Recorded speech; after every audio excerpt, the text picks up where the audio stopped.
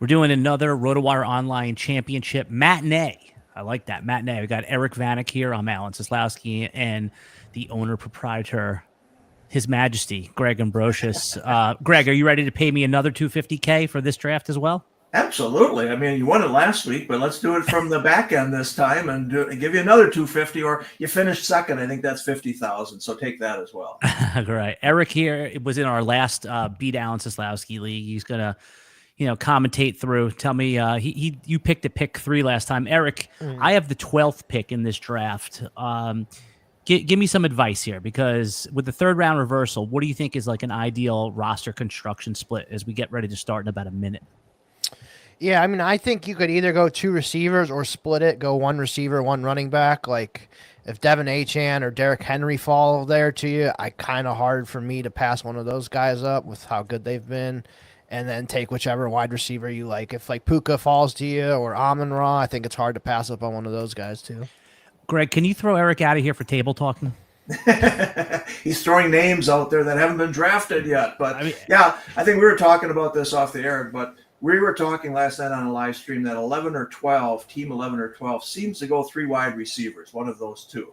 And you can see it. And now with, I don't want to throw a name out there, but CMC's been moving on up, right? CMC's been moving up. And if he moves up, then some of those wide receivers go down. So, yeah, I think you've got plenty of choices there at 12 on the turn. And then remember, because of third round reversal, you've got the first pick in round 3. So so for those of you, there's so many people that love the NFFC and and tune in to watch this to see. 10 seconds we're starting, guys. But Greg, in about 20 seconds or less here, just explain the basic rules of the NFFC contest and how they might differ from a home league if someone wants to jump in one of these drafts. Yeah, so this is a 12-team, 20-round draft with third round reversal. We're one of the only high stakes leagues that does third round reversal. So we go 1 to 12 in round 1. 12 to 1 in round 2, then 12 to 1 in round 3. Why do we do that? Because the last thing team 1 needs, who's got the best player in all of fantasy football, is the first pick in the third round. So this was the LaDainian Tomlinson rule, if you will, because he was just so dominant there that we needed to spread it out. So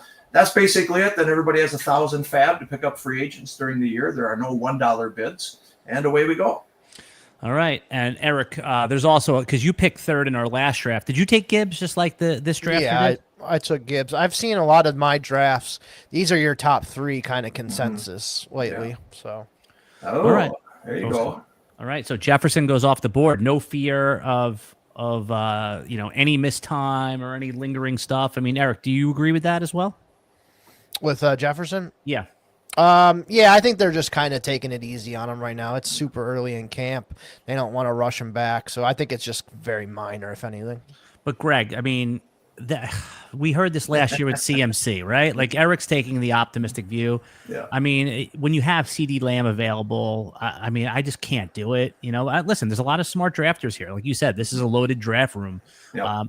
For some reason, we can't reveal their names. I know it's very secret, but DM me later and I'll tell you who all these guys are. Yeah, probably. I mean, this is a loaded draft. There are a lot of NFFC veterans, a lot of whales in this one. I'm telling you that. I don't know, again, if that's a good reflection on you or if they saw the guppy swimming around and jumped right on in or whatever. But, as far as the Jefferson pick, I think Team 4 takes him with a little trepidation, right? Because you're already drafting a hurt guy, but the upside.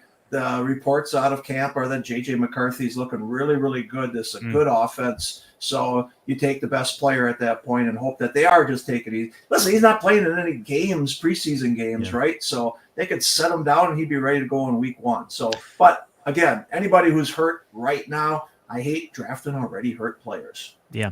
So for anyone who live streams, I think that I like the discourse and the player discussion. I'm going to give somebody a live stream advice. The worst thing you do is just repeat the pick. So CD Lamb goes at number 5 and Barkley goes at number 6. No, but seriously though, isn't Malik Neighbors hurt by the way too, Eric? I mean, he just got banged up with a shoulder injury the other day. Yep. And a foot too. Wasn't it a foot? No, am I making crap up? You could be right. I thought he had 2 different injuries, to be honest with you. Okay. Yeah. I think the shoulder just popped up. Okay. Nakua goes at 9. Greg, we were just talking about that Nakua, Eric loves him. He would take him 4th or 5th overall. Oh, here, I'm on the clock, guys, here. See, there you go. I felt that Achan got pushed up a little bit. That's higher than his ADP. And McCaffrey's at 12, so he got pushed up. I mean, Amon-Ra is an easy click here for me. And now it's decision time. Yep. I mean, I like the receivers too much, so I'm just going to have to pick which one I want. And for me, guys, I like too much what I saw with Drake London and the target volume. And now with Mooney missing some camp time, it was between him and another guy. Absolutely. You had 3 choices right there. I think you had to go wide receiver here. Yeah. I understand, Eric's got a running back that he was talking about, but I think you had 3 wide receivers that are like, wow, holy cow, I didn't expect all 3 to be there. Right. One of them who everyone calls by his 3 initials, and another one who I wasn't really considering. Let's just say it. I really wasn't considering Nico Collins because my first picks, Greg, I just don't want someone who has 2.5, 3 games marked in their injury projection. Oh, Chase Brown early there. Okay, so Eric, you wowed. Why did you wow, Eric? I mean, I like Chase Brown a ton. I took him in our earlier draft. I just haven't seen him go this high, but I really like the pick. That's very ballsy. Well, so the report was they just cut Zach Moss, right? And so there's really nobody there. And he's got 86% of the snaps last year, and now Zach Moss is gone. I think that's why he's going to move up here. He's been going at 24. We talked about this last week. Jamar Chase goes, and then people have been teaming him up with Chase Brown. Those days are over. I think Chase Brown is going in the second round here, going forward, middle round or earlier. But you're right. Team 11 got the guy he wanted, right? Yep. So. Yeah, and Chase Brown, if Zach Moss is what moved up Chase Brown, that's crazy because Zach Moss was pretty much already scheduled for retirement. This was, they said that last year. He's probably never going to play again. So, but I guess, once you get confirmation, right? It's just like there's running backs right now that people don't like that go in the 3rd round that are split. Again, I won't table talk. Kyron Williams, and the minute he gets his contract extension, all of that's going to go away, right? Like that news definitely drives the ADPs. Look, even Bucky Irving, who just goes to teammate on the comeback in round 2, that's earlier. I mean, I know it's just a few picks, but that's earlier than we see. We never usually see him go above Henry, don't we, Greg? Yeah, I mean, Henry is one that's been going at 15, so he's been going ahead of Bucky Irving. But again, you've got 2 players there, Gente and Irving, with sky-high potential, right? 2 young guys there. The one I want to talk about is Brian Thomas. I mean, Team 10 starting out with Achan and Brian Thomas is a hell of a start. Earlier in the year, or you would see Thomas go first and then Achan go right there, right? So Team 10 is getting the guy that usually goes there, but Thomas usually goes ahead of Achan there. So it's good get there. Yeah, good get. I like that. The reason I didn't take Brian Thomas there was I think it pushes me off the idea of I want to take Travis Hunter. I'm pro Travis Hunter. Okay. And I know people like the stacking, but I don't want to go both of those guys. You know what I'm saying? Eric, the thing I've heard someone say, I forget, I wish I can give credit, but it's true. There's 15 first-round picks this year. Mm-hmm. Yeah. You have a comment on that, Eric? You don't just go, you're on a podcast.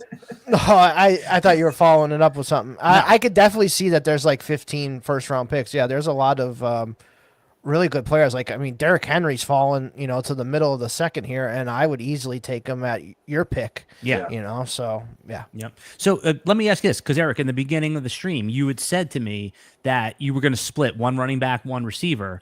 But given what was on the board for me, would you have still done it? Would you have still taken Henry instead of London, or whatever receiver you would have went there?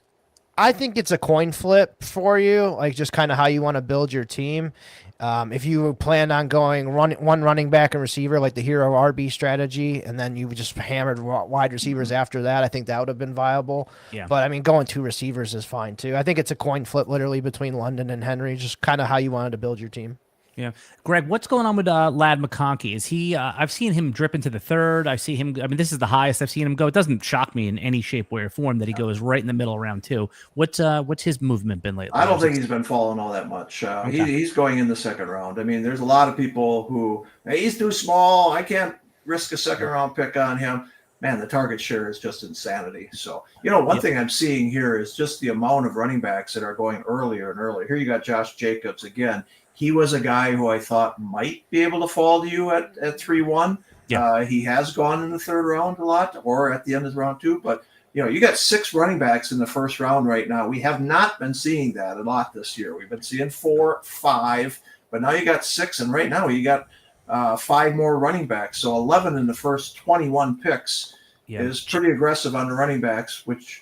Look at this. Tyreek goes at the end of round 1. I haven't seen I'm on the clock now here real quick. Correct. But I think that Jacobs moved up with the Marshawn Lloyd injury. I mean, it's always weird how these things happen. A little bit, yeah. I would say the one I'm kind of surprised is still there is Bowers. Are you even considering him? Yes, I am considering him. But that precludes me from taking someone else. But it's the 3rd round. Oh my Lord. I could really have oh my God, this is tough. Yeah, you got a tough decision right here. Yeah, man. Then I'm in, Then you're in hell for a while. Yeah. All right. I am going to do it. I'm going to do the Bowers thing. All right. Let's see what we get. Oh, I hate this pick. I hate it. You got work to do at the running back position, right? But like I said, Team 11 or Team 12 just seems to have such value that they just go 3 pass catchers in a row. And Team 11 doing just the opposite here. So, Eric, would you have gone Bowers or like JSM was the other one I was considering, obviously, or Kyron Williams? Those are the 3. Yeah, I think I would have went Bowers with you, and I can figure out the running back spot later. There's some guys that fall later that I like. So the problem is it pushes me off Kittle, who I'm the high man on in the NFFC right now. So it pushes. I can't take him. I'm off. I'm out of the tight end business now until like round 15. Yeah, and Kittle's gotten hurt in the past too, so it's good to kind of split it, so you don't have you're all locked into Kittle. He gets hurt for a month or 2, absolutely. And then you're screwed. Right. I think you had different shares, and especially on this team, you got the top tight end right now, a guy who could have 110 catches or so. To me, I thought it was between Kyron basically getting a running back there or Bowers. You certainly could have gone another JSN, like you said, but to me, I thought it was Bowers and probably Kyron. Yeah, no, Kyron was the guy because again, he probably should be he should be going where in the group of Taylor or Jacobs, all those guys. But just because this draft capital thing is sticking with him until he gets people think that he's just going to get washed away, right? Because they drafted another guy, Hunter. But to me, the Hunter pick, the late round pick that the Rams made, was more of a statement about what they think about Corum, right? Yeah, probably. I think Kyron last year, people started fading him because he couldn't stay healthy possibly and such, but this dude is just a monster in the red zone, right? He can just get in the end zone. So let's stop doubting the dude. He can get it done. Oh, look at Joe Bartle said this is the best start of one of my drafts. To me, that's the kiss of death. Joe, you just jinxed my team, right? Okay. I'm team 12 for anyone watching. I should probably repeat that a couple times since these names aren't on there. And this is 3rd round reversal. Greg, again, for anyone just tuning in now, this is a $350 RotoWire online championship. If you want to play in one of these pop off every day, like 2 times a day minimum, usually more, right? You go to playnffc.com and you select the RotoWire online championship, pick a draft, right? I know Jeff Erickson's doing one tonight. You could still jump in there if it's not sold out. And not only do the top 2 teams in the 12-team league get paid out for your league prize, the top 2 teams in this 12-team league advance to the tournament where you bring your average score with you, and then it's like a roto run for points, right? And then you can win up to $250,000. Well, actually, you can only win second prize because I've already claimed first prize. No, you hit it on the head there. I mean, it's a very simple concept. You want to finish in the top 2 in your league, and points. We reward points and head-to-head. $1,500 for first place in your league, $700 for second place, and then those 2 teams, and sometimes a third place team in the league gets. Explain that part. Explain how the 3rd team in your league gets in. Yeah, so we have a wild card. If you're in the top 15% in overall points, you get in, and we also, if the head-to-head champion had less total points than you did, we reward you. So head-to-head is luck, right? But we want to reward head-to-head because it's fun going for 14 weeks head-to-head. Getting wins, getting losses are important. But if you had the second most points in your league through week 14, you get in as well. We're not punishing you because of the luck factor. And Eric, the other thing that the NFFC does that's pretty cool is that what's the worst thing? One of the worst things about schedule luck is if you have to play the best team twice in a traditional league. So what the NFFC does is they mitigate that. Weeks 1 and 2, Eric, are all play. The top 6 get a win, and the bottom 6 get a loss. Yeah. So you're only playing everybody once, which really, and obviously there's no trading. I mean, how did you guys figure out all this stuff, Greg? I don't even understand how you thought of it. Well, first of all, there was the World Championship of Fantasy Football in 2002, and I did see what they were doing. I created the NFFC, National Fantasy Baseball Championship. Nobody had done that before. I created this 15-team format, which is a monster now. But for football, it was out there already. The no trading was the key because people were tired in their home leagues of losing the league title because 2 buddies got together, right? And certainly WCUFF and Emil Kadlik and Lenny Papano figured that part out, and it just made total sense. And so, I'm a bit of a copycat on the football, but I had done 14-team leagues, not 12-team leagues, because I just thought it was harder because we had done 15 in baseball. So, yeah. But no, then through the years, it all comes up to the fab, add that, the roster spots. We've been adding things throughout the years, but I think we've got a perfected system right now. 3rd-round reversal didn't start until our 3rd year. And again, because we had 14-team leagues, people were like, I can't win from 13 or 14. Let's try 3rd-round reversal. And then that made things much easier. But in the 12-team format, it really has balanced out every draft spot. Yeah, that part makes sense. Eric, through 3 rounds here, which you can't include me because we already know I have the best start. Which team do you like the 1, 2, 3 punch? And yeah, obviously a couple teams have already picked 4th. Which team number? I really like what Team 11 has done with starting 3 running backs. Like, I think the wide receivers, there's enough of them to where I feel like I can still manage to do pretty well there. I think last week I didn't take my first receiver till my 4th round. So starting off 3 elite running backs like that, I really like that. Yeah, the only problem with that, and again, I agree with Eric, that's a pretty badass start. In the NFFC, it's totally counter to what some of the pros like to do. Right. But it's when you end up with these 4th through 6th round receivers, it looks good on paper, but when they have a bad week, you start, I'll try it again. They have 2 bad weeks, then you bench them because you don't have the confidence to stick with it. Whereas if Puka or BTJ or McConkey has 3 bad weeks, you don't even care. You're just sticking it out. So you're going to capture all those points. Right. Here goes Chuba Hubbard, by the way. Right. Again, I hadn't even considered him. It just seems like all the sharp drafters are on Chuba. Isn't that right, Greg? Yeah, they definitely are. Again, volume. He's the main guy there, so people are all in on him. Looked very good last year, obviously, but it's all his job right now. So guys are going. I mean, he usually goes at the end of the round 4 here, so a little jump there. But yeah, the running backs are being jumped in this draft. So I mean, if you want one, you got to jump in and get them. You talk about 11, and Vinny says in the chat that he loves Team 11 as well. He could have started out a number of ways, right? He could have gone McCaffrey, Henry, Kyron even, but the 3 running backs are a very good start. But he had a lot of different choices there on the next 2 running and look backs. at this, guys.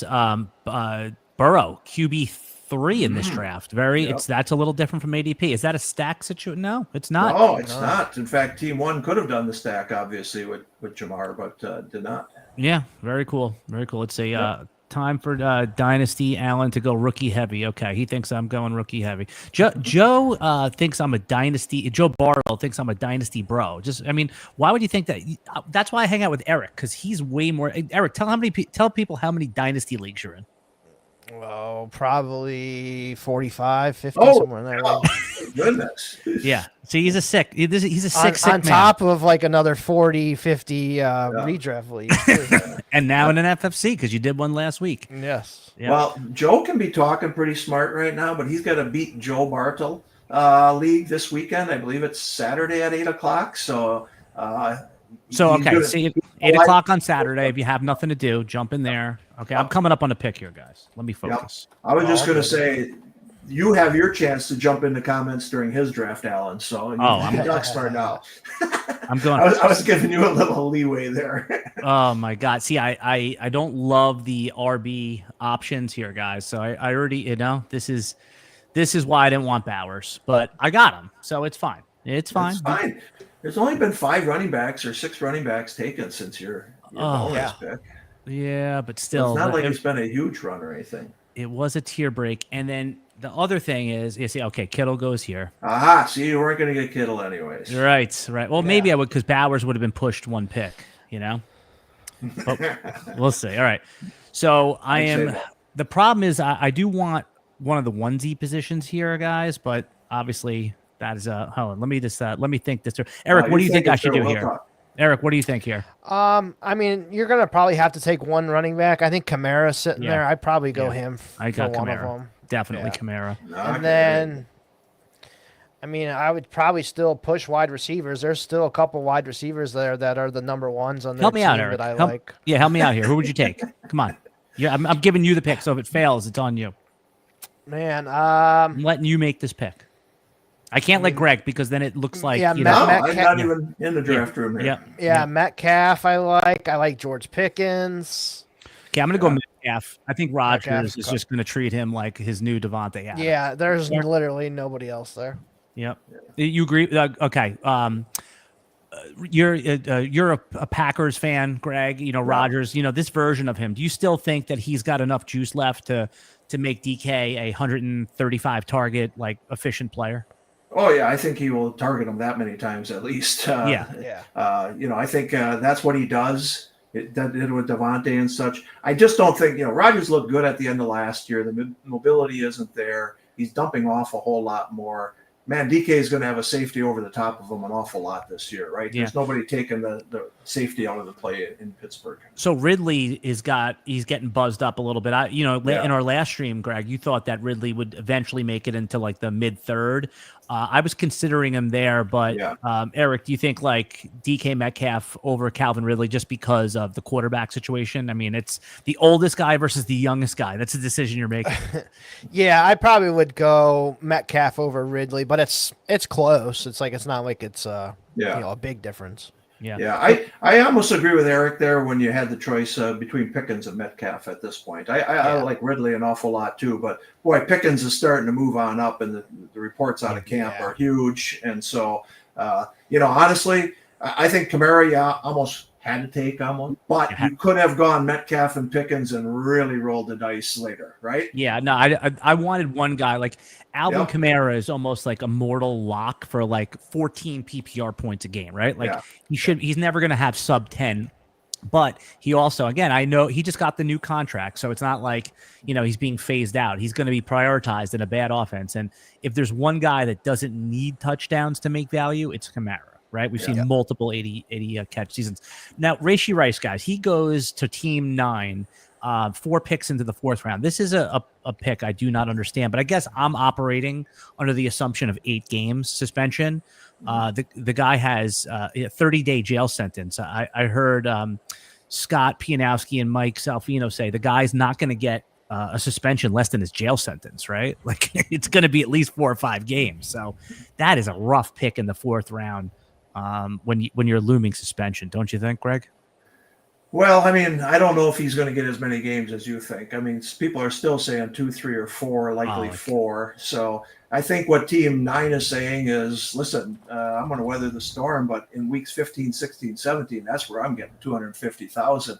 Chiefs will be cooking. Rashee Rice, we know how good he was. Listen, if he has no suspension, he was going early 3rd round, 2nd round, right? End of 2nd round. So I think Team 9 is playing the long game here and hoping that he doesn't get 4 games plus. He's going to play the long game, the game that where he's looking up at the bottom of the standings that everybody's saying, oh no, this is John. Yeah, I mean it's like Jonathan Brooks. Everyone thought they were so smart taking Jonathan Brooks last year, but and I'll have him in the playoffs. If you made the playoffs, you were in 7th place. It's like I could eat have to eat crow here, but I'm going to crap on that pick a little bit and say that's the dopiest pick of this. But nobody agrees with me because he keeps going in the 4th round. So. Greg, you didn't think I'd be insulting your customers on this stream, did you? Well, you said you were trying to draw them into this contest, so there's nothing wrong with Smack Talk. Liz did it to you all of those years. Oh yeah, no, I'm elite. I'm an elite level. Oh, by the way, guys, just getting back to this actual draft here. End of round 5, team 3 getting Jalen Hurts. Like this is why I didn't want to take Bowers because it wiped me off the Hurts business. That's the best pick of the draft so far. Jalen Hurts could be the number 1 overall scorer in fantasy football, and the guy goes in the 5th round. Yeah, and he hooked him up with A.J. Brown to boot. So I'm sure he's very, very happy. Yeah, see, Eric, right? You agree? You have Hurts way higher than consensus, don't you? No, I have him as quarterback 4. Oh, you do? Yeah. So who's your one? Is it Lamar, Allen, and Daniels? Yeah, those are my top 3. Yep. Okay, but I'm saying you have him higher than a 5th round pick. Like you would take him above Terry. Yeah, I probably would have taken him in round 4ish. Would probably be where I would take him. So he did go a little later. Yeah. Right, because you specifically screwed me by persuading me to take Bowers. That got me out of the Jalen Hurts business. Oh, and there goes your Travis Hunter. Yeah. But that was a head fake. I wasn't taking him. Well, I don't think he was getting to the end of round 6. No, I had to take him the other. Yeah. Sorry, so I just took him in like in a long term. I mean, I'm bullish on Hunter. I understand this is the right ADP for him, right? Like the 5-6 round because it bakes in the fact that like Greg, Eric, and I were talking about this. It's not that we don't think Hunter is going to be a good offensive player. It's that we think that like if there's an injury on defense to the Jaguars, like he's playing 90% defense for like 2 games, right? And then you just can't even use him. Yeah. But at least you'll know. Yeah. No, I mean, they're practicing him one day in defense and one day in offense and such. So obviously his number of touches has to be limited in the offense. But he's a big play guy, right? So he could have a couple of touches and turn them into touchdowns. But I'm just saying, it's like, you're signing up for a guy that could go on a 3-game stretch where he's not playing offense at all because they're decimated in their secondary. You know, like if that happens, Hunter's not going to play offense because they're going to need him for 100% snaps. That's the problem. It's the beauty of drafting before any preseason games, before we learn a whole lot more and such. So let's see what happens if he just shines out in a couple of preseason snaps or something like that. He moves on up. But that's the beauty of drafting right now before we see anything. Eric, Sam Laporta is shaping up to be the best tight end value. Goes in the 4th pick of round 6. I was on a podcast last night and they were asking me about Sam Laporta. And I was like, man, I haven't really thought about him. But then I just pulled like the end after the injury stats from week 13 on. He was like tight end 4 with like 17 PPR points a game. This is last year you're paying a 2nd round pick. Laporta seems like one of the right picks in these high stakes leagues. Yeah, I think this is a really good value, like around round 6. 5 or 6 is probably a good value on him. So that's probably where I've seen him mostly in my drafts too. So it's a good pick. I've been on Laporta. I was in an auction league and I went after him. I think I got him for $11 or $12, but I just think people are just off him because of last year's final stats. They have to realize he was hurt. He came on at the end of last year. This is a great offense. You're getting him as a 4th tight end this late. I think it's a huge value. Yeah, all the tight ends are values, right? Like Brock Bowers never goes at the 301. He's always middle round 2. Mm-hmm. McBride went 10 picks after where he normally goes. He's normally a 2-3 turn pick. Yep. And then obviously that spilled over. Kittle was kind of a par, right? That's where he's been going. Yeah. And then, Laporta seems to be in a tier of his own. He's like his thing. And now my prediction is we'll see like a complete weight on tight end, just like we will with the quarterback. Yeah, there seems to be one more that goes shortly after Laporta. So we might get one yet. But team 11 and 12 obviously already have one. Yeah. I would say. Go ahead, Eric. I was going to say, I really like the next tier of tight ends that are coming up. So you can just name random names. It's okay. Ingram, Kelsey, Njoku, Mark Andrews. I like shopping in that range, and I could probably get them maybe a round or 2 later. I kind of like shopping there personally. Right. At some point, and I was joking about the table talk. At some point, you have to pick content over strategy. Like, you know what I'm saying? Like I'd rather, you always hear content creators say, I'd rather my advice win than my teams win. And that is true. Cause you do get in this to give value and help people. I'm coming up on another pick here, guys. Greg, really quick. What do you think positionally, not even players, positionally, what do you think I should do? I'd have to look at the players available here right now. I mean, you got many ways to go. You're holding off on quarterbacks because there's a pool there, and you can continue to pound receivers if you wanted to.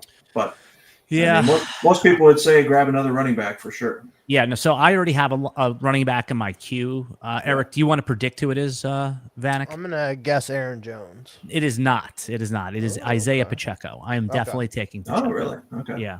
So, it's like very rarely do you get the projected starter in a top 10 offense this late. Now, I understand why, because the running style, what happened to him, last year didn't work out. But that was like a 2nd round. How high did Pacheco make it last year in as far as ADP? Yeah, I don't think he was 2nd round at all. He wasn't 2-3 turn. I'm telling you, in some of those drafts, Greg, look back. He got up to as we got up to Labor Day. He got up there. Quite possibly. I mean, again, that offense, we expected a whole lot more, and he was the main man there. All right. Eric, so what do you think here? I have someone lined up in my queue, but I'm just curious what you think here. Yeah, I mean, I think I can still wait on quarterback. I think yeah. running back is kind of flat now. I'd probably go with one of these receivers because they're starting to get eaten up. Yep, I have one. I kind of like maybe Jacoby Myers or Jordan Addison. Okay, well, I'm nervous about the suspension, but I got Pearsall and Myers lined up, and I'm gonna go Myers and get the Raiders stack going here possibly. Nice. There you go. Yeah. All right. Hello, Geno Smith later. Nobody take him.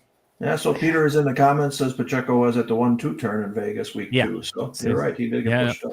Greg, I study ADP like it's the Torah. Hey, I run the contest. I'm not watching them that closely out in Vegas. I'm like, is everybody happy? Everybody got a beer? Everybody's here? That's good. All right. You're in the accommodation. You're in the, like the hotel business. You want to make sure everyone's good.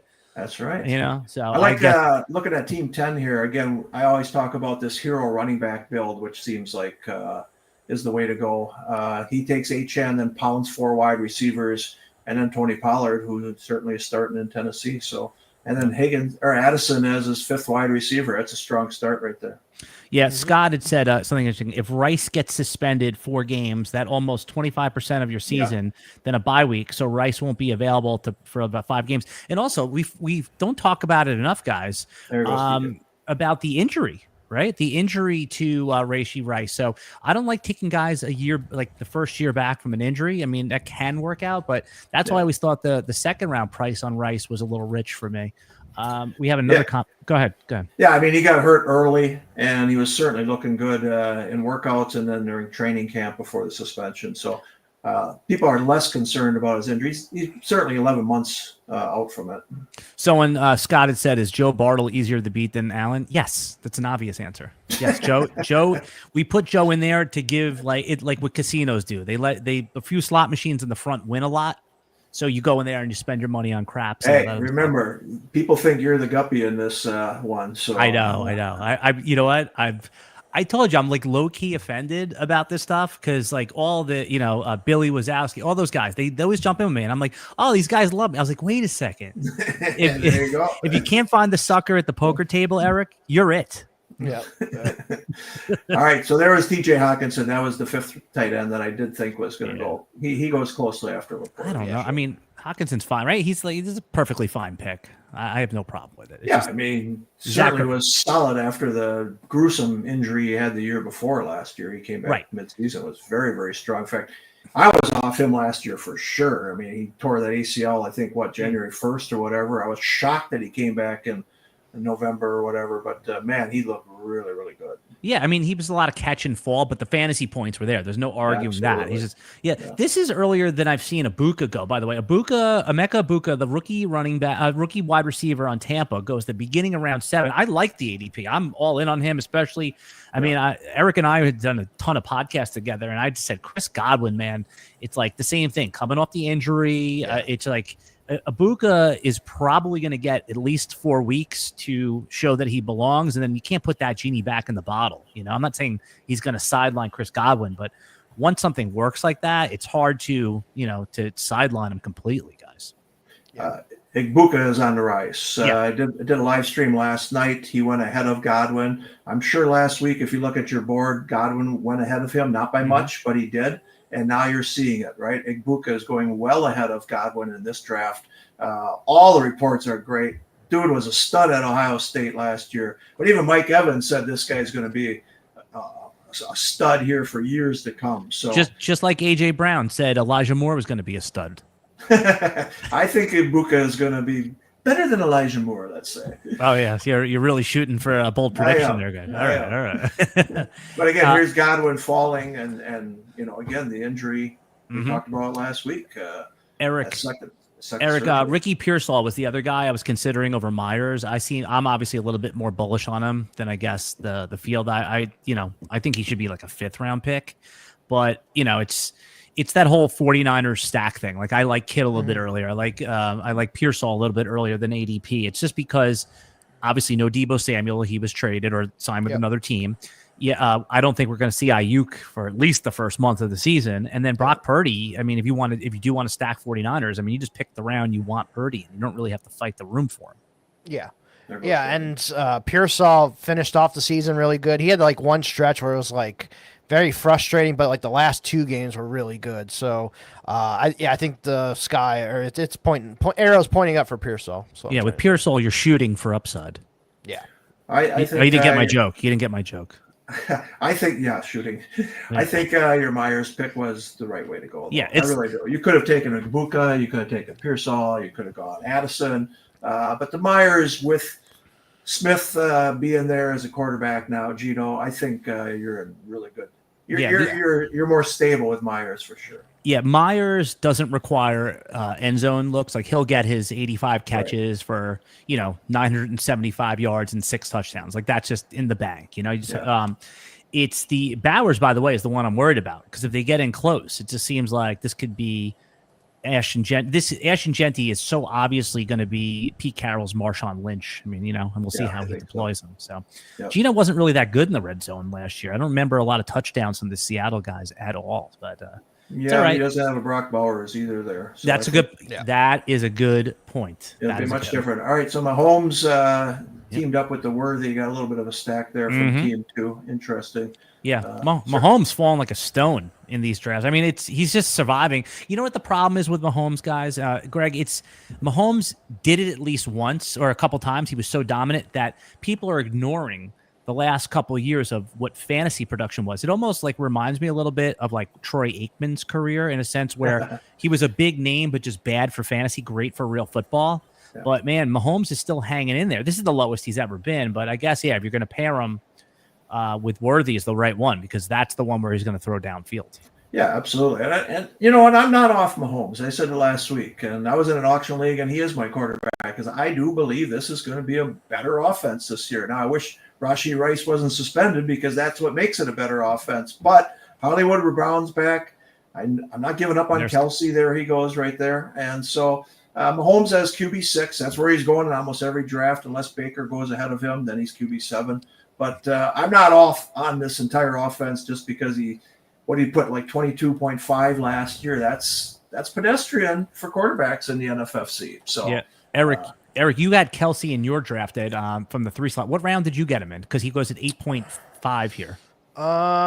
7, 8. I'd have to go back. Yeah, I think I'd have to go back and look. Let's see, draft. Well, I'm saying so.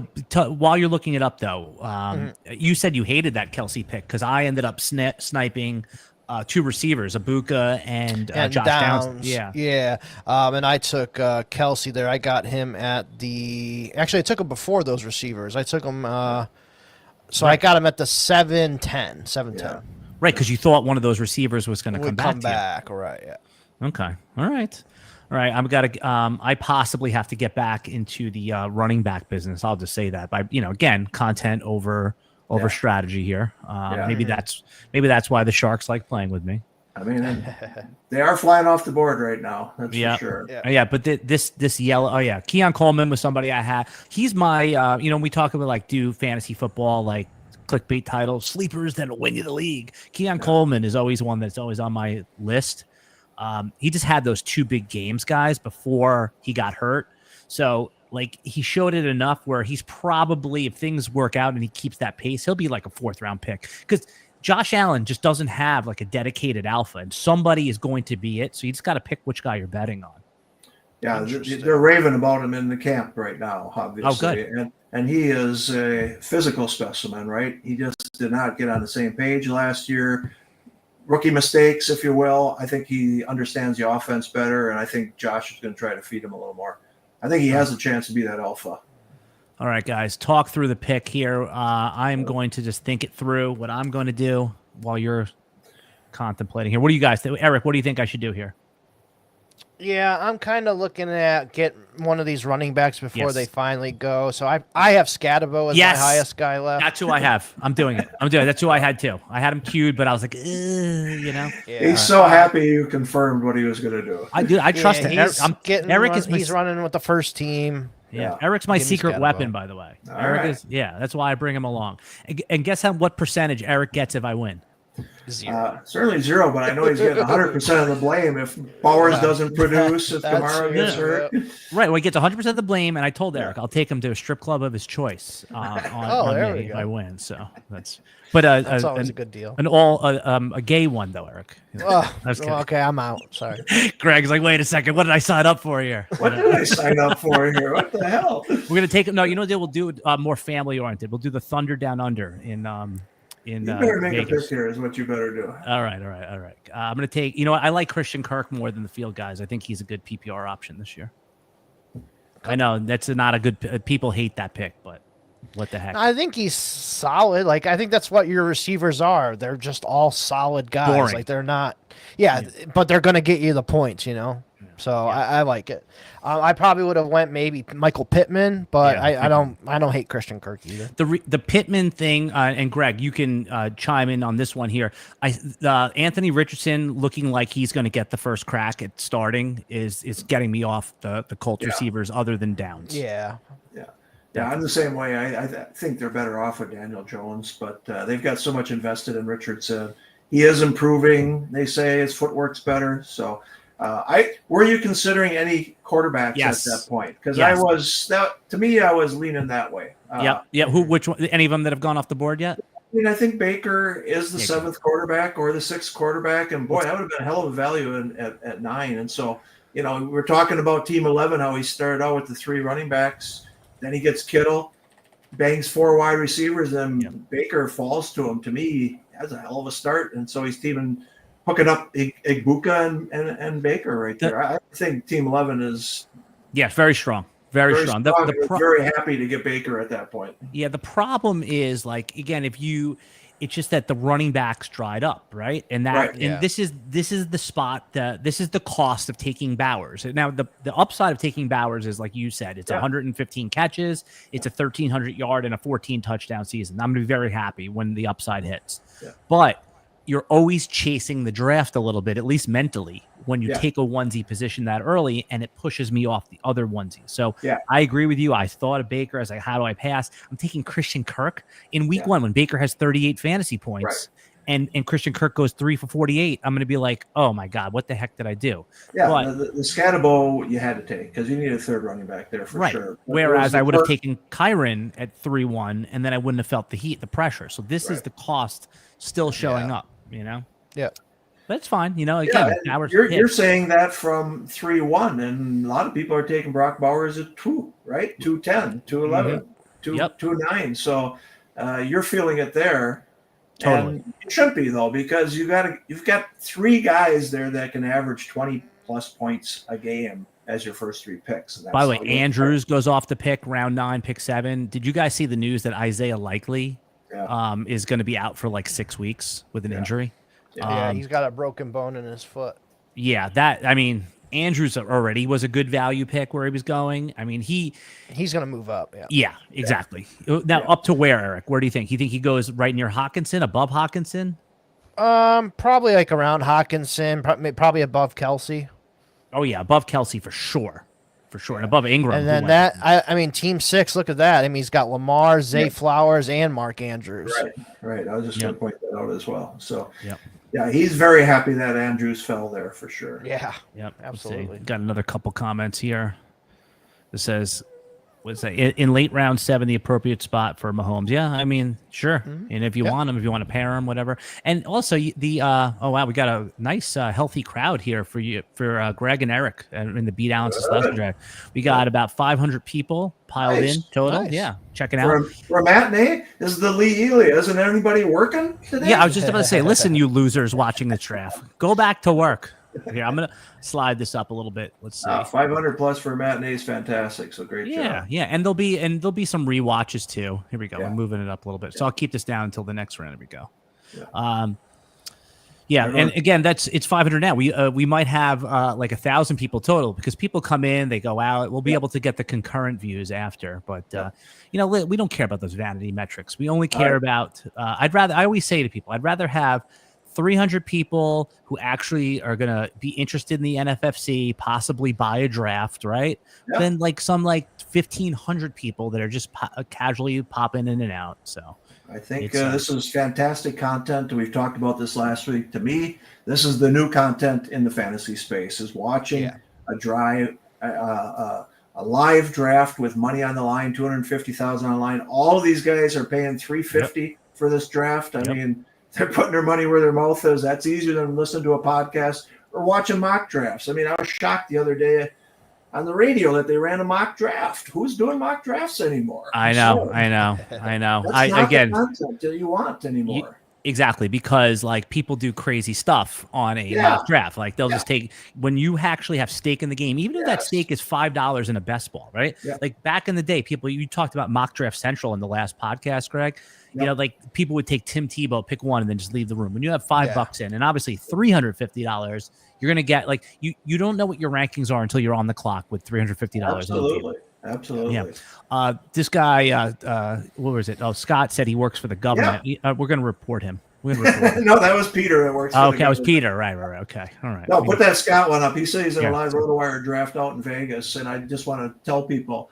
So what we started last year was, obviously in Las Vegas, it's so expensive for the hotel space and the food and drink and everything that doing a 350 is not economical. But we had some ballrooms that we weren't using all the time. So I decided to do some live $350 RotoWire online championship drafts. No food. I'll give you some beers, but that's it. But we sell out 6 of them out there last year, and I know we're going to do it again this year. We sold 2 or 3 of them already. So for $350, if you're out in Las Vegas and you want to do one of these live with guys, trust me, it's a blast. It's $350. You can't beat it. So Peter's in those out there, and it's a lot of fun.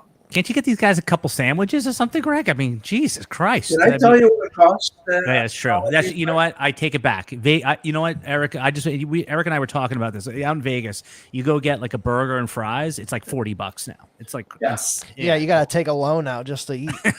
No, it used to be. I started going out there in early '90. I think '91 was out there. We went for a conference, and you could get steak and eggs, of course, for 99 cents. They wanted to keep you in the building. They didn't want you leaving. The drinks were out, all that's gone now. So, but in the convention space, it's insane. The price. Yeah, that is wild. No, you're right about that. It's the food costs more than the booze nowadays. You have no idea what we pay out there. So, that's great. I'm glad that we're able to do this 350 live out there, and like I said, people enjoy it. We're doing it in New York City as well, a 350 live. So. All right. Nice. All right. Cool. Yeah. No, that's that is cool. Nothing like going to Vegas. And what hotel did you say you do it at? We're at Park MGM for football this year. Love that. Yep. Yeah. That's all right. So I'm coming up here. I'm ticking off some running backs. I'm ticking off some wide receivers. I might even have to look at quarterbacks. Yeah. Oh my God. I'm looking at and we're tight ends, right? I'm just narrowing it down to those 4 positions. I mean, you got Bowers. I'm not taking another tight end until almost that was my a joke. last pick. That was a joke. Yeah. I was saying because I was just naming all the positions. Gotcha. Yeah. Okay. I gotta check with you sometimes. My humor is falling flat on this podcast, except for the strip club joke. That worked. That one worked. Yep. Yeah. Check that one off. His ears perked up. He went crazy. Steam was coming out of his ears when I saw that. Yeah. All right. I spent 2 weeks in Las Vegas, and so if my wife is listening, I had no part of this strip club stuff. She knows I don't do that out there. So. I've never been my thing, Greg. I like the sports betting thing. I like, obviously the table games and all that stuff, and the camaraderie, and I like the. It's going to Vegas has its own special energy. How long have you guys been doing the stuff out there, the championship stuff, the RotoWire Online Championship, and the all the other games you do? Well, we started in 2004 doing the live events out there. And of course we do baseball and football. So I'm out there for 2 weeks in baseball, and then I'm out there for 2 weeks in football. So I should have residency out there, but no, it's great. But this is our second year of doing the 350. We've never done anything lower than 650 at a live event, but it just made sense that we pay for the screens and we pay for the projectors and everything. Beautiful. And there were certain times where we had one ballroom open. I'm like, let's just fill it. And as long as the people know what they get here. And guys just love sitting down and drafting these. All right. I'm OTC, guys. Greg can't weigh in. Eric, what do you think right here? Name me the 2 players. I think wide receivers dried up, so I think I'm going probably double running back. Mm-hmm. You could take both Jacksonville guys. I got Ramondre up there. That's what I was going to do. I was going to go Ramondre and Tank. Yeah, I like that. Yep. Okay. So Ramondre again. I have the all boring team, right, Greg? I mean, this is. Well, I don't think so, but I mean, this makes a lot of sense with how long you waited on running backs here. Yeah, So it gives you some insurance. But how about Eric? What do you think about Trey Benson? He seems to be at least one injury away, whereas Tank, he still has to fight off Tootin and ETN. Yeah, I mean, everything that I've read on Tank is he has been tremendous at camp so far. Yeah. I've absolutely moved him up my ranks quite a bit. So Yeah, this Tank year's Bucky here. Irving. This year's Bucky Irving. Tank Bigsby. Could be. All right, I'm in. Let's do it. Yeah. All I right. actually would take a Tank before Ramondre. I mean, same. But I had both. I mean, they were right. But if you were wondering there, I'm more sold on Tank just because of what we're hearing out of camp. At least Ramondre's the declared starter, though. You know, I mean, I think they're loving what they're seeing out of Travion in the first couple of weeks so far. I mean, I think he took a screen pass the other day, 60, just like we saw in the championship game. So. Yeah. Greg, you watch a ton of college football. I know Eric does too. Do. Was Travion an injury guy at all at the times he was in college? No, I don't think so. I think the only problem was that him and Judkins just split time together. Gotcha. And they both were so damn good. Yep. Yeah, he got banged up the one year. I think it's either sophomore year or junior year. Okay, so that could happen to anybody. But he's not an injury guy. Yeah, his freshman year, he came in. He was probably like the most touted freshman running back Ohio State's had since Maurice Claret. So, well, he was supposed to come out last year, wasn't he, guys? He was supposed to declare for the draft in 24. He was supposed to, but they came back. They wanted to go win a national title, and they went and did that. So, and these guys make money now anyway. They're probably already millionaires. Exactly. He probably got paid more than he did with his second round contract. Yeah, and that class was tight, and like you said, they wanted to win a championship last year. So. Yep. All right. You got to respect that. All right, guys. So, Greg, real quick, take a look at the board. Eric, take a look at the board. So far, best value pick, right? And you could say, and also the head scratching pick. And again, listen, if we call out your pick, Greg, you could pass. You have customers. On that, yes. Yeah, but best value pick. We'll start with you, Greg. What do you think is the best value pick?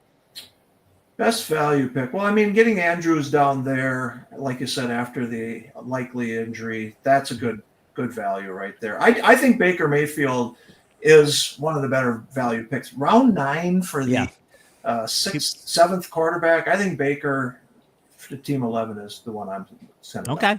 I think you should have taken him at that point. To be true. I totally agree. Again, I just got scared off the onesie position because there are guys I like coming up in the 12-13 rip that I will be okay with. So it wasn't that I didn't think it was a great pick.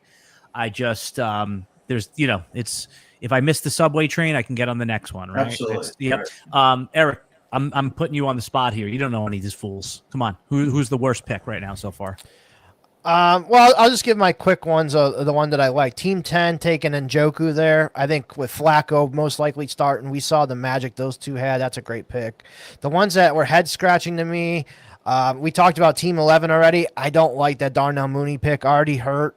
There was more receivers I would have took over Darnell Mooney, and the Isaac Arendo. I think he went way too high as well. Okay. Yep. Good call there. I thought he went super early. All right, Greg, what do you when you're drafting in your home leagues? How are you playing the quarterback position this year? Well, like I said, I was in this auction league, and I did say I wanted Mahomes, but I got Love as well, and so I just feel like the Kansas City is going to move. But if I don't get any of I don't go for the top guys, right? But Mahomes to me just felt like that's who I wanted to get. But for me, I'm all over Love, right? I mean, he just keeps going so low. And I just 16th quarterback last night. I was in a draft, and he's QB 16. That's insanity. I do think the Packers, not just being a homer, I do think the Packers offense is going to be more dynamic this year. And Love, to me, is too much of a value. Yeah, people say like, oh, they're a running team. No, they were a running team because that's what they had to do last year, right? They were not a running team coming into the season, that's for sure. Right, exactly. So now they add a first-round receiver. Yeah. And I don't want to say a certain person's name I was about to do, and I think, See, again, that I'll call it out. Now I'm stuck here with what I want to say about Tucker Kraft.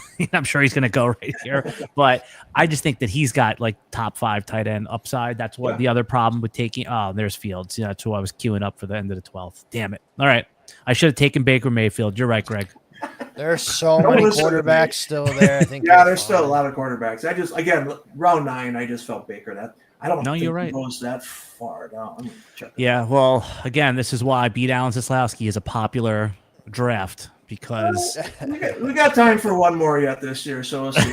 we will. We'll do another one in August. Yeah, Baker's ADP is 93, so I guess he is going in that area there. Do you guys do anything with the Fantasy Football Expo? Have you ever been there, Greg? I have not. Okay. I know good things there. Scott Fish, who works for our company, goes there every year. But for me, I go to Las Vegas end of August, and it's just impossible for me to get there. Eric, are you going, or have you been?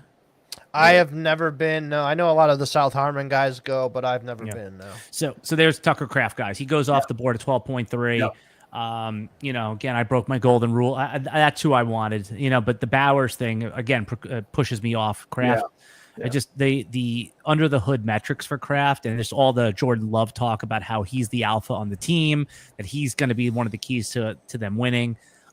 Kraft to me should probably be like tight end 5, but I mean you have to pay tight end 12 or 13 prices for him. Take a look at this. I mean Loveland and Warren going ahead of Kraft, and Loveland's getting a lot of great reviews, of course, but I'm not sure I'm taking Loveland and Warren ahead of Kraft. I just think Kraft is established, right? And even Kincaid is, that guy's second tight end. I'm not quite sure, but so you're high on Kraft too. Like you think that the problem is none of the Packers. I don't think a great stat I heard the other day. Again, Breakfast Table podcast said no Packers gotten 100 targets since Devontae Adams. So if Kraft does it, he's going to have to do it on 73 targets, Well, they haven't had a 1,000-yard receiver since Devontae in 2021 as well. So I think that might be the stat they may have. They are going to spread the ball around. And Kraft even said that. They did an interview yesterday, and he said, you never know which day is yours. You never know which route you run is going to come to you because we got so many talented guys. So, that's the downside with all of the Packer receivers. But don't you think one of these guys or two of these guys are going to establish themselves as, the guy? Yeah, but go ahead, Eric. I was going to say Matthew Golden's been killing it too, and I'm a big Matthew Golden fan. So I am too. That's fair. All right, guys. Love is on ESPN today or on ESPN.com. Rob Devosky is saying that they are shocked on how he's learned the playbook so fast, how he's so good. And he high points the ball, which we saw, obviously, right, at Texas. But he made a killer catch yesterday that everybody's raving about. Yeah, he's a tremendous route runner, probably one of the best in the class, and he's already showing that off. So, I was really high on him. Yep. Guys, going back to the first round, in these previous podcasts and on these live streams for the NFFC, I've talked about how, I'm bullish on Jacksonville. I know that they're a polarizing team this year. And then obviously, that Trevor Lawrence, he's going to be an interesting test case, right? Like is Liam Cohen one of the right answers, right? That I think is the most interesting storyline. Again, that would be probably an easier stack. So, I'm having a little pick regret, but it's like, no, I love London. I mean, I can't, it's like, man, I was in a candy store. It was tough to pick there. And the reason I bring that up is we'll start with Greg, man. Where do you stand right now on the Jacksonville Jaguars as far as like the Liam Cohen magic? Because if you believe in them, that's what it is, right? Well, you're asking me this because you're probably going to take Trevor Lawrence here. No, I'm going to stack. I'm going to go for the stack with Goff. Okay. Yeah, I know it's not. I mean, I wouldn't even mind doubling up on quarterback here, to be honest. Okay, with Goff and who would you? That's what I was thinking too.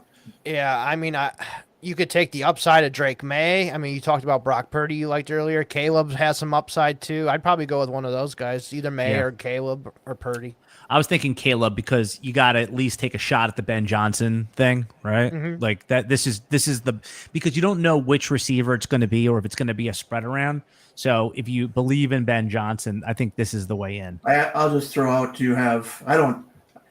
I just told you how much I love, and now you take Caleb Williams. I know, but the Caleb thing again is a bet on the Ben Johnson thing. No, you have the Raider stack possible if you wanted to do that one. But Geno, again, you could both of those receivers could be good, and Geno could be meh. Like it's or he could settle in and be very good, and you got yourself a deal. But not that you have to take him this high. I'm just saying you kind of put yourself in with the Myers. Yeah. Once again, I've blown the draft, Craig. Is that what you're saying? No. I think I would prefer you had Baker on your team instead of Caleb Williams. How's that? Caleb, I know Caleb. It's so easy to see the upside. Again, it's like either you believe in what Ben Johnson did for the offense, and you think he could translate it over. I mean, I love Roma Dunze. Obviously, DJ Moore is like such an easy, like he's a great value this year. Is like the 20th wide receiver, and then DeAndre Swift's best attribute is he can catch some passes.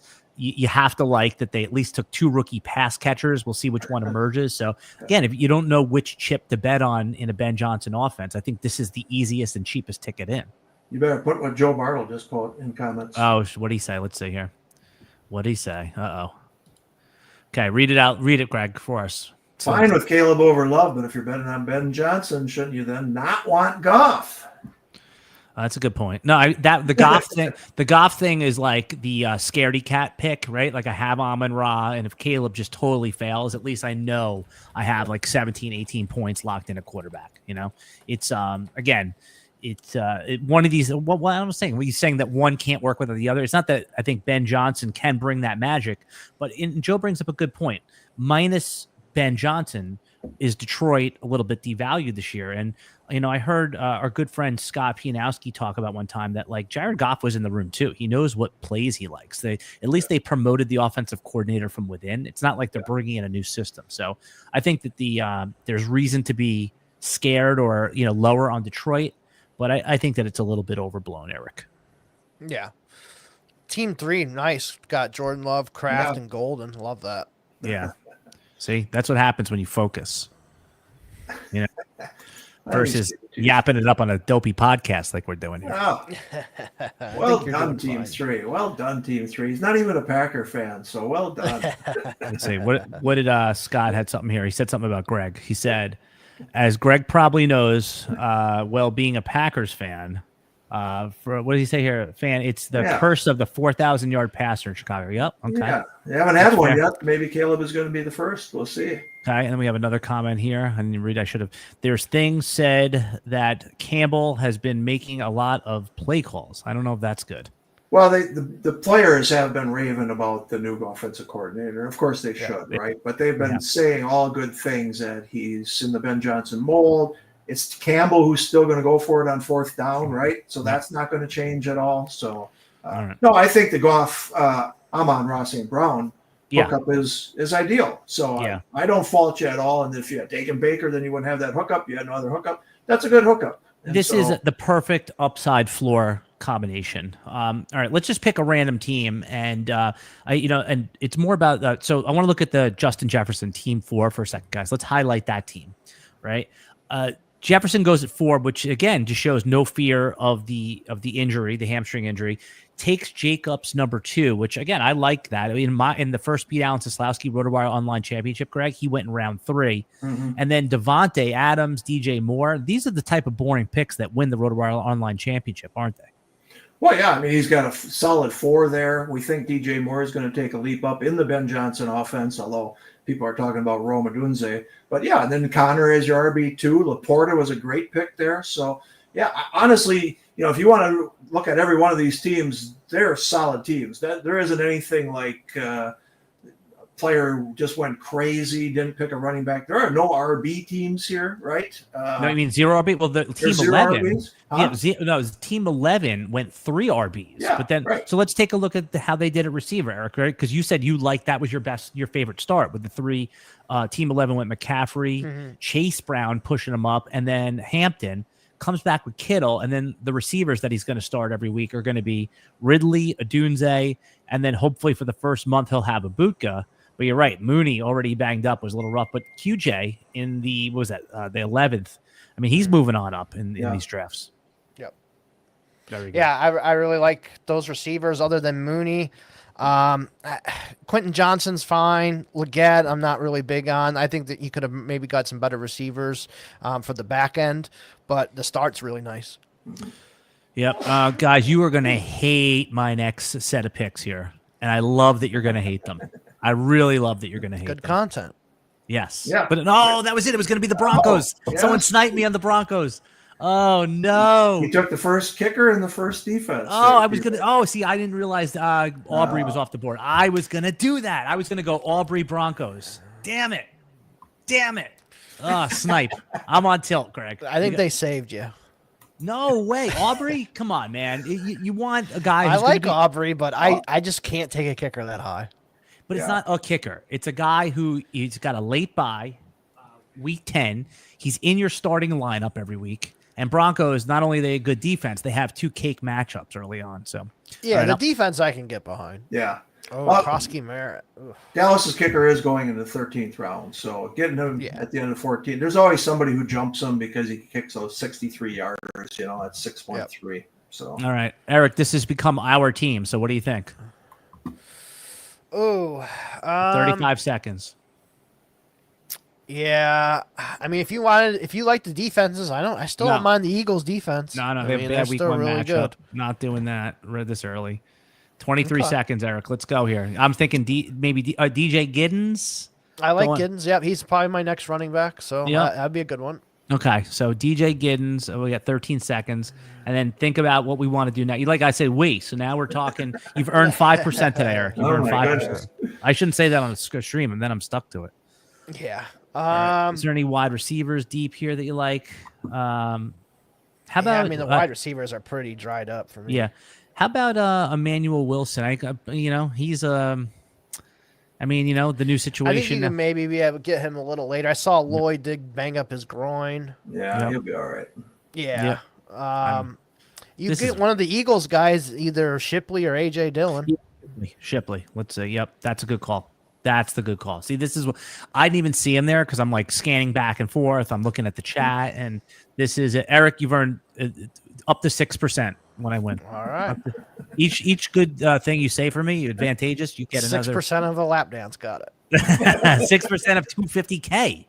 Oh, okay. Yeah. We'll go on a vacation, Eric. If all right, that works. Yep. My wife stays home. You and I we go somewhere. Yeah, she'll like that. She'll like that. Yeah, trust me. I'll be out of the house. She'll be happy. Trust me. Yep. All right, guys. No, I like the Shipley pick. That's a sharp pick right there because, again, not that we know he's going to take over or there's no goal line for him probably if Barkley misses a game or two, but that's a player that in the grind weeks where if he does get a declared start, we know we could put him in our lineup and we can get like 6 catches for 37 yards as like a baseline, you know? And both Giddens and Shipley have gotten a lot of positive reviews so far at camp, so I like that too. These are last year's rookies, right? Yep. Let's say. Well, Giddens is a rookie this year, but yeah. Right. Shipley from last year, right? Exactly. Is Ray Davis gone? Yeah, he's long gone. He's gone. Long gone. That's a good call out though. I like that he was round 11. Let's see. See, this is why I wanted to wait on the quarterback this round because obviously, T-Law was there, who I like, and I know you said something about Drake May. I think he's still hanging around. Yeah, May. I mean, you could have went Penix and would have had Penix in London. Mm-hmm. Yeah, Penix. It's one of those things where like I'm very happy to have London, but I just don't think Penix is gonna crack the 20-point mark too often. It's like Penix could have 180. Passing yards and 2 touchdowns, and it could all be to London more or less, Right. All right, great. Kyle Pitts. Yeah, right. So okay, I heard Tom, your business partner. Is he your friend too, or no? You don't consider? Yeah, sure. Okay, all right. I just I thought maybe after all these years you're sick of him or something. Well, there's some of that too. But I heard Tom talking about Kyle Pitts. I forget if he was in or out. What is the state of the high stakes players on Kyle Pitts? Right. Well, he just went round 14, so no, I don't think anyone's buying that this is going to be his breakout year or anything. I think many of us were on him last year. I was in on him last year, and I think he is what he is right now. And what is that? Garbage? Well, I mean, as our tight end 2 is where you want to grab him, right? Like there is potential there, and if it stinks like last year, you cut him. So this guy's got Andrews and Pitts. He doesn't plan on playing Pitts, but boy, the physical potential is just there, right? Why isn't it working? Why isn't it working? Yeah, I mean, it's there's a whole list of reasons, and let's just really quick, Eric, you've been generous. You've given your time for the last draft, for this draft. Let's give Eric in front of this audience, who everyone loves, every time he comes on our podcast. Eric, tell people how they can hear your podcast, which I'm a regular listener to. Yeah, so I'll be on the South Harmon Fantasy Podcast Network. So just search that in any of your podcast networks. Find it there. My show drops on Thursdays. It's called America's Game. Or follow me at Eric Vanek NFL. I always retweet it every Thursday morning, so you can follow it there.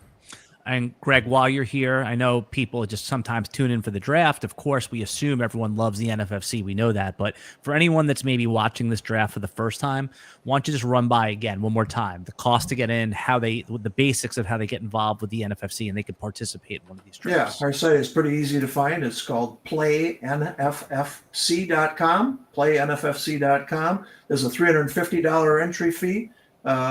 12 teams, 20 rounds, and we've got best balls at $25, $50, $150, $400. We've got Fab Leagues standalone where all the prize money stays within the league at $150, $250. So we got a lot of different contests. We have 10 different national championships with guaranteed grand prizes. That's crazy, and that's what makes stressful for me because we got to fill them all out. But this is a $250,000 grand prize. Our prime time, which is our main event, is $250,000 grand prize, $1,800 entry fee for that. Live events in New York City and Las Vegas. So just go to playnffc.com. If you got any questions, you can always reach me. I'm available. Greg at sportshubtech.com. So that's pretty much the lowdown there. So you answer all the complaints? Who deals with that? You know what? We do have customer service, but I always give my phone number so people can text me, and I give my email address. I'm always accessible. Customer service has to be number one, or you just die. So what's the biggest pain in the ass request that you get? Okay, I got to reframe it because you love all your customers. But what's one of the things that you continually have to address that's maybe misunderstood? So once you tell someone, no, this is how it is, they're like, oh, I just didn't get it. What's a common thing that you have to deal with? Well, I mean, I think the biggest thing that in the high stakes space is people don't understand all the expenses we have with live events and with licensing. I mean, we're licensed in 20 plus states, and we give them money for nothing, really. They just take the money because of what happened with FanDuel and DraftKings in 2016, 17, right? So the biggest thing is our payouts. We don't have any payouts less than 80%, and we pay up to 95% for our platinum. So we're right in that range. But people that come in and go, really, you're paying 85% for this game? That's not enough for me. Okay, so those I can't help you. So we have to make a living, and we have to fill all these contests with all these guaranteed prizes. So there's a lot to do to make ends meet, if you will, in this. And we've been doing it for 22 years. As everybody knows, we've paid over $110 million since 2004. When you win, you're going to get paid by us. That was not always the case in this space, as Alan knows. Oh, yeah. And I have to say, the contest that I've won, I've never won the overall, but I've won league prizes. I was shocked how fast I got paid, right? Like I was almost, it was incredible. Like it shows up. I was used to home leagues at that point where I have to kick someone's ass to get my payment. No, this is great. See, our company owns LeagueSafe as well. And as you know, LeagueSafe is there because home leagues didn't pay their prizes, right? Or you couldn't trust the commissioner. So when LeagueSafe started by Paul Charchian, I was like, who the hell's in a league where they can't trust to get paid? Well, you have no idea how many leagues they run and how many people don't trust their commissioner. So Eric and I use LeagueSafe all the time because we're in a gazillion dynasty leagues, and that's literally how they trade currency on these. Oh, Ollie Gord just went. I had him queued up, guys. All right, so I'm coming up again here.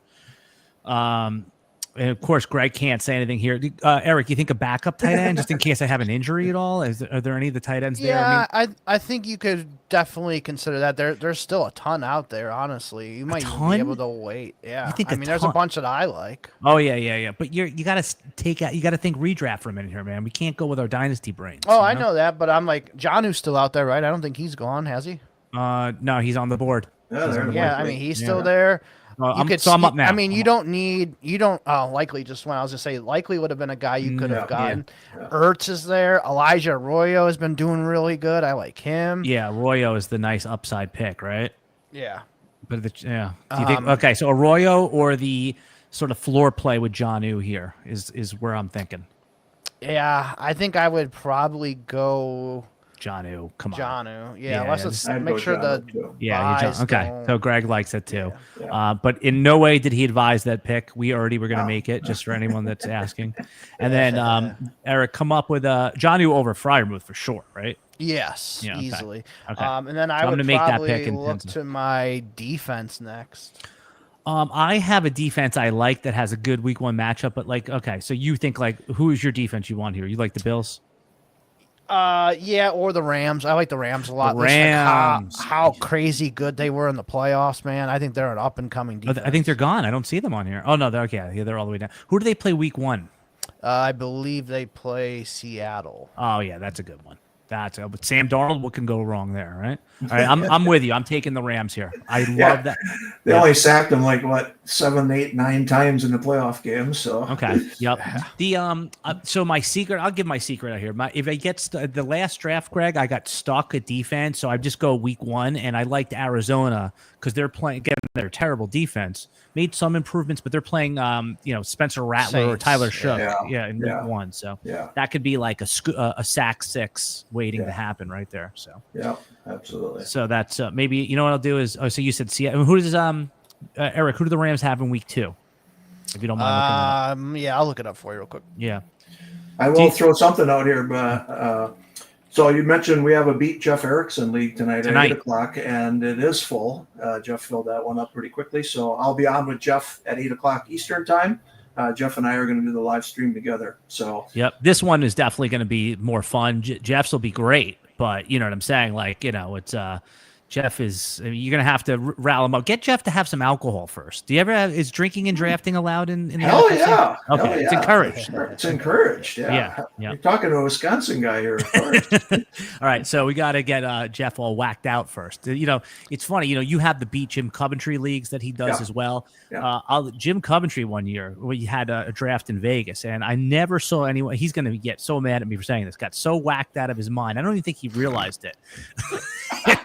And he was You yelling. didn't realize it? And he, because people kept encouraging him, and he's since then he's been a true professional, as he always is, and he's one of my favorite content creators. But I'll never forget 4 years ago, Jim drafting, screaming at people, and because it's so not his personality. Sorry, Jim. I think I just got him fired from RotoWire. I don't think so. Peter wouldn't fire him over that. I know Peter. I know Peter well enough. Yes, that's true. You know what? Peter's like Peter, who's the president of RotoWire, the founder, former owner. Yeah. If you do your job and you do it well, he never bothers you. Just That's right. Here's what we need done, and this is the day we need it done. That him, DJ trainer Tim Schuler, best bosses I've ever had. So I have to. So with your go ahead. I'm sorry. No, go ahead. Eric, I was gonna say with your Rams defense, I was wrong. They played the Texans week 1, but Texans can be had. right. And then week 2, they go on the road to Tennessee. So Okay, that's good. 2 weeks are good matchups. Yeah, because week 1 you said isn't like the known thing about the Texans. The offensive line is garbage. Yeah. Okay. Yep. So I'm it's at LA, so that's good too. I mean, with the defense, I never worry about home field, right? It's like defenses. Oh, can I play on do. the road. You do. Mm-hmm. I love having defenses that play at home that day. Yeah, That's a good point. Good point. Seems like LA though. Like my brother, who doesn't even know, like can't name 6 football players, he goes to Rams games. Like that's the kind of crowd that goes there. My brother's a fraud when it comes to football. He's a fraud. You know how much it cost? So okay, Greg, my brother went to a Rams game last year. Guess how much it cost him to park at the Rams game? Well, since it's $50 in Green Bay, it's probably $100 in Los Angeles. Yeah, you're dreaming. It was $300. Oh, Now, what? Yeah, Really? they have a per person. It's $100 a person. I think there is a limit up to $300. Yeah, and that's like close by. It's not like VIP, but it's close. You can get $200 parking, but you have to take a shuttle from where the thing is. So, jeez. So my dad has had season tickets at Lambeau since 1958, and get out of here. So he's passed on, unfortunately, but I have them now. And so, but I used to go to games with my dad because my mom no longer could. And so parking went from $3 to $5 one year. And I remember my dad going to me, "That's it. That's it. I'm done. I'm not doing it anymore." And I'm like, "Dad, here's a $5. Here's a $5." Not that he was cheap. He just it's just at that point. This is like 1991, I think it was. it was $3 parking and $18 a ticket, and then it went to $5 parking, and that just set my dad Dude, off. that's crazy. What was that? The Don Mikowski years? Yeah, it was Mikowski. In fact, the Mikowski one, when he went over the line, my dad was just screaming. It was unreal. It was great. Oh, that's awesome. My dad was this quiet banker who never said a word, but when he went to Packer games, he just became a totally different human being. Your dad is lucky there was no social media back then. We would have had him. Yeah. He would have been on. I remember that one. Did you guys see the Browns Rowdy fan series on like Amazon or something? They have it's called Locked. It's like a locked up thing where the whole series is Brown security and them like arresting people in the stands. It's great. It's a 6 episode. I highly recommend it. It's the best television. It just came out last year. It goes through the whole 24 season. It shows the security, how they throw people out for smoking, how they break up fights. It's like it's doom scrolling heaven on TV right there. So, what was your dad's name, Greg? Bob Ambrosius. Bob the Baker. Yeah. Cool. Very cool. Thank you for sharing that. I love that he got angry about the $3 parking though. That's my favorite. He was. They had their favorite place, and they parked the same with like 4 other couples, and that was just their tradition. We actually had 6 kids, and my mom took care of all of us. But on Packer days, it was like my sister, you take care of them. I'm out. It was unbelievable. They didn't care. Great. 6 kids left at home. They were going to Packer days. Eric, what's it called? You see, you have 2 older guys here, myself and Greg talking. Like we didn't even have to wear seatbelts in the back of our parents' car. Like wasn't even required. All right, Eric, end game here. Who do you think is the best, like 18th, 19th, 20th round pick? If you have like a guy you're targeting in every draft in these NFFC RotoWire online championships. Yeah, so I'm shooting for upside. So I drafted him last week. I love Sean Tucker. Mm-hmm. That's one of my guys that I like. Some of these receivers, like Dante Thornton, who I took last week too. One of these Titans guys, Alec Amanor, Chimere Dike, like those guys. I'm OTC guys. I'm taking a kicker here. I want to secure a kicker with a late buy. The last thing I want to do is be shuffling through kickers in week 4, 5, 6. When I don't want to drop anybody. Yeah. So Denver or do you like KC kicker? And Greg can't say anything here. I like Fairbairn for Houston. Okay, that guy's always reliable. Okay, I mean that's week 6, I guess. I tried not to go with the week. You can't go wrong with Butker on the Chiefs too. Yeah, I'm gonna do that. I'll tell you why, Eric. Because then if I take Fairbairn and he's doing well there, like I'm gonna feel the pressure to hold him. Mm-hmm.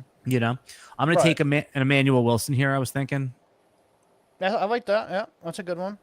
Okay, or there's that tight end. You could go with AJ Dillon and pair up Shipley and Dillon.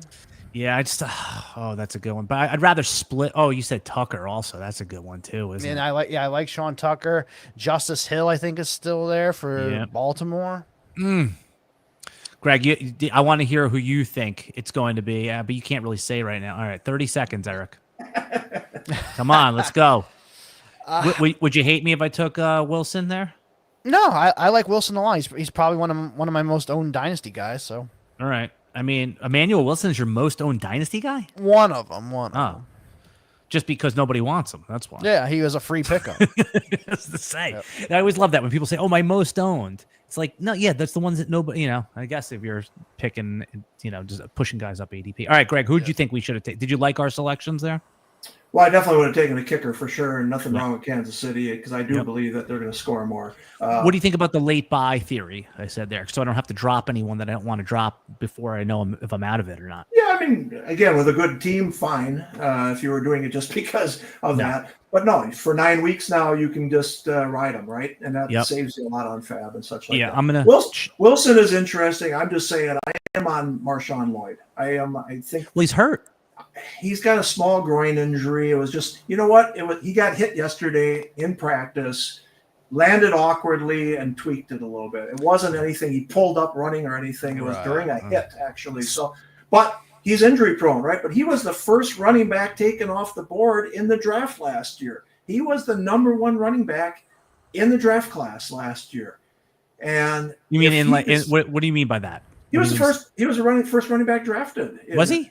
Last in year? 2024 he was. I think Brooks was. Oh, right, Brooks, Brooks, okay. and then Lloyd. Right. But Yeah, I Lloyd think he was second or third. But Oh, but he was top three. So I see your. I didn't even know that. Narrative here. He is a top guy that lost all of last year because of hamstring and a knee issue. And so, but Wilson, when he came in for Jacobs, and if Jacobs gets hurt, will they go with the veteran? Probably, right? Early on. I think it's a good pick. So, guys, Elijah Arroyo just went off the off the board here in round 19. That was the guy I was queued up. And again, it's like I almost took him where I took Janu. We talked about that, right? Like it's so easy. I forget that Elijah Arroyo was a second round pick. Right. Like that. Yeah. It just I can't even like comprehend that. It's such a sharp pick. Like the minute Greg, right? The minute he makes like a big catch in the preseason game, he's just shooting up to like round 12. Yeah, because everybody's talking about him in camp right now, right? So all he has to do is be visible in front of everybody. And this is his guy's third tight end. Would he cut him? Maybe, if he doesn't perform here, we'll see. But we got a question, an NFFC question here. So it says, Kelly, I mean, our fab process is. Well, let me read it out loud first. Let me read it out loud. So Kelly says, for anyone just listening on the audio feed, we're going to put this in our podcast feed, Greg. Did NFFC change the drop ad process or make it easier this year? I think it's the easiest one ever, but okay, answer that question, Greg. Well, that's what I was going to say. I mean, our fab has been tweaked through the years, and last year, no doubt, it's the best in the industry. Now, if he's talking about set lineup ad drop, we don't have our native app done. I wish we did.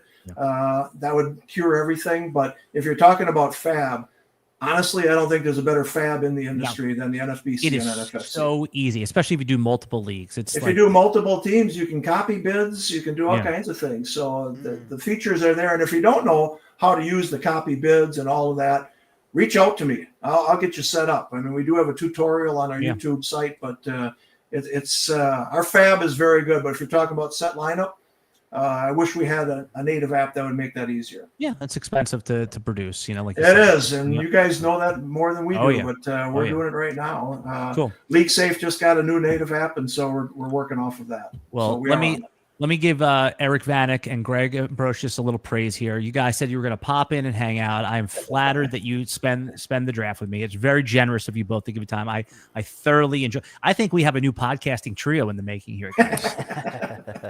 So I'm going on the pontoon. Forget about me on that trio. I'm going on the pontoon pretty soon here. And Greg, I know you guys have your SiriusXM radio show. Eric is a fantastic guest. Anytime you need someone, he's always available and very smart. I rely heavily on Eric, just on not only on his podcast. I bug him all the time for stuff. He does this podcast where he's doing it this week where he goes through every team's depth chart and just kind of just talks about every single player. He's a sicko.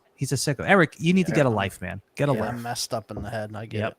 All right, guys. So, I appreciate it. We're coming on the 20th round here.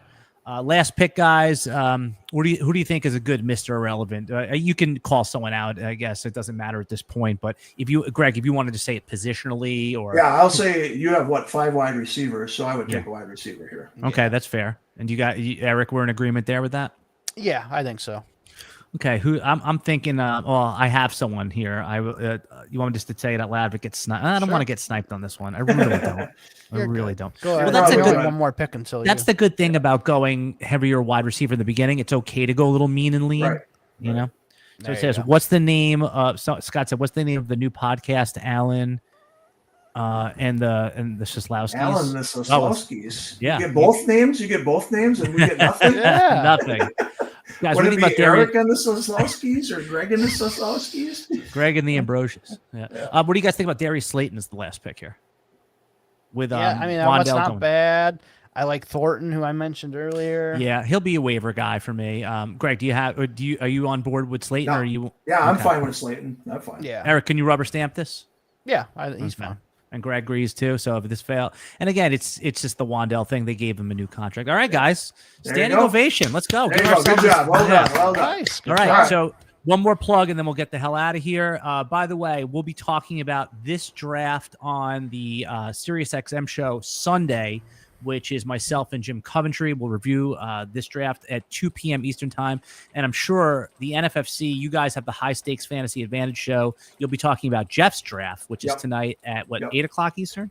It's 10 o'clock Eastern. Jeff is going to be on. It's Jim Coventry and Tom Kesenick are going to be hosting tonight, and then Jeff's going to join them as well at 11 Eastern to talk about it. I'm going to be on with Jeff. Like I said, at 8 o'clock, we'll do it together. So okay, perfect. I love that. Okay, and then Eric, one last time, if you love Eric on these live streams, you can go check out his podcast, America's Game.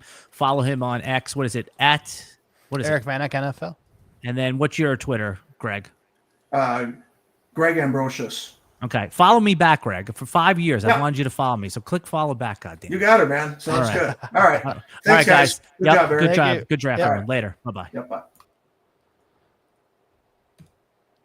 Yeah.